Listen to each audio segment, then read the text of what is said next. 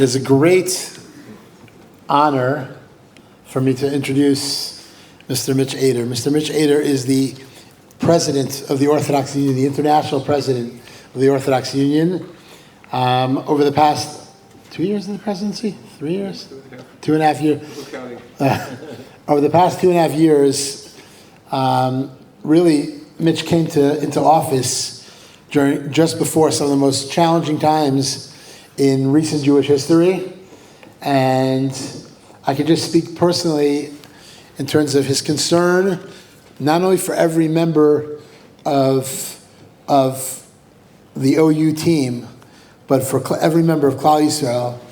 The phone calls, the message of encouragement we've received throughout this entire past couple of years, as we've been, every single one of us dealing with the challenges around us, with the loss around us, with the pain around us, with the family traumas that we're all experiencing. So the personal concern that Mitch has shown every single one of us has not only given us tremendous chizuk and hope, but has encouraged us to continue to do what we can to make a difference to Klal Yisrael. And we know that concern extends not only to us here in Israel, but to literally every member of the OU family and every member of Klal Yisrael. To have a leader who literally cares so deeply to try to help every single person on a personal level is very inspiring, and it's a great zchus to have you here with us. The fact that literally stepping off a plane and being here with us this evening, it's greatly appreciated personally, and it's a great zchus to introduce Mr. Mitch Aeder.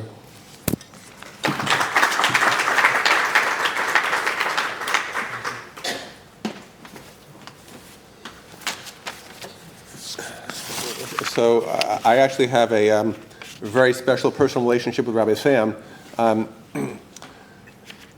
This is the first time I've made it to Torah, Modiin, Torah Yerushalayim, etc. It seems that every time I arrive in Israel a day after one of these events happens, right? And I thought it was a coincidence, right? But then this year I decided to try something a little bit tricky.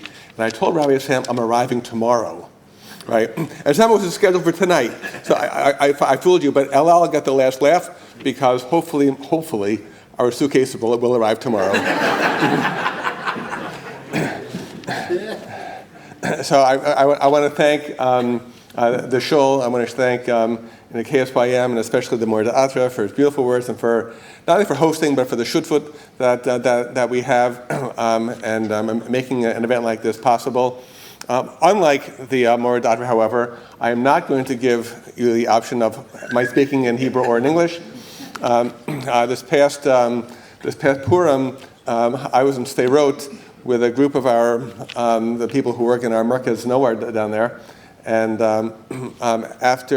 and I've known some of these people for quite some time, and at the end of the meal, after speaking in Ivrit, one of them said to me, this is the first time I began to understand your Hebrew. So we're not going there.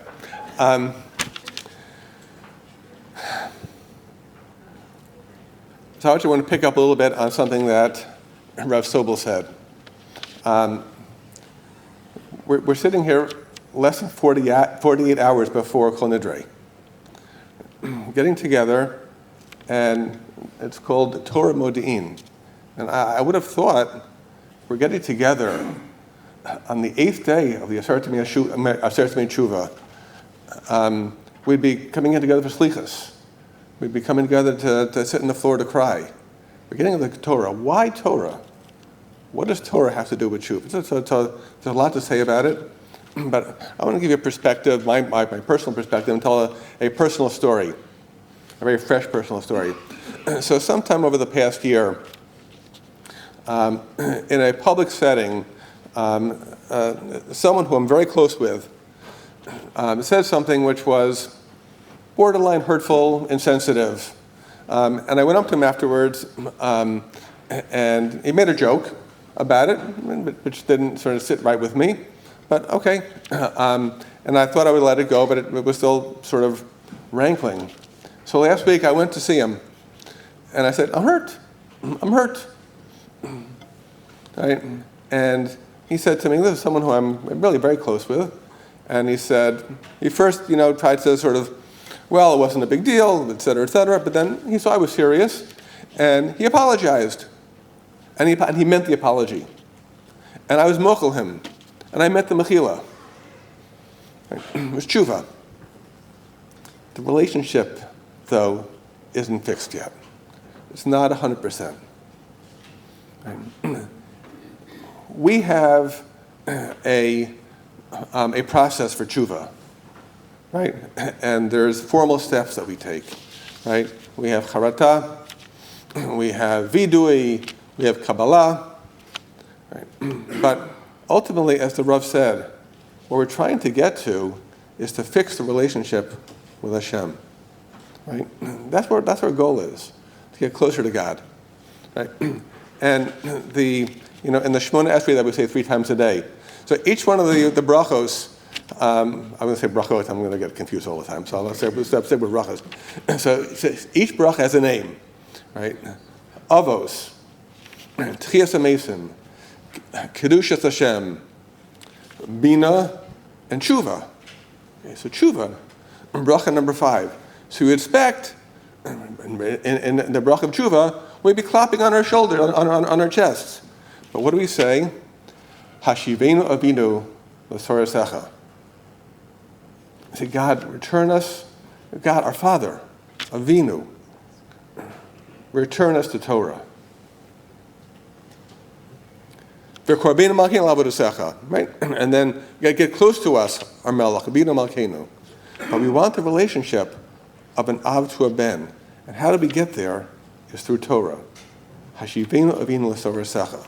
The Torah is, if not a prerequisite, but it's a portal to allow us to get closer and to have that tshuva be not just a process, a formal process, but a fixing of a relationship and in getting closer to God. And it's no coincidence, because we have no coincidences in Judaism, that Yom Kippur, the ultimate day of tshuva, is also Yom Kabbalas Torah.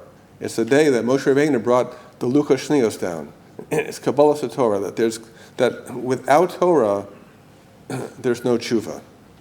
And so it's in that context that I am just really inspired and immensely moved that so many of you have nothing else to do tonight but to come out and to spend the evening engaging in learning Torah, learning from some of the great teachers of our community, of our generation, because Torah is an essential part of the tshuva process.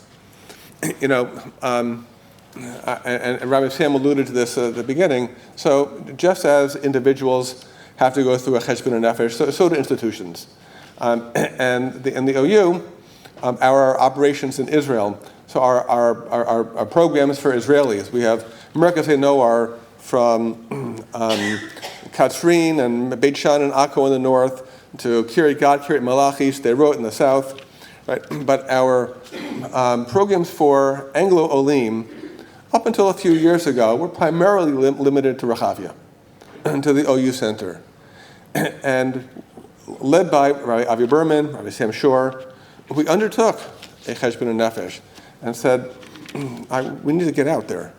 We need to get out there. And even within Yerushalayim, since we moved out of the old Israel Center last November to Har Chotzvim, and all of the shiurim that used to take place there are now taking place in local shuls around Yerushalayim. And the response has been great. The attendance has doubled and tripled. Programs now throughout Israel in some of the larger Anglo communities. Smichat Chaver, that I have to say for Rabbi Goldberg. I believe there are 2 Smichat Chaver groups here just in Modiin.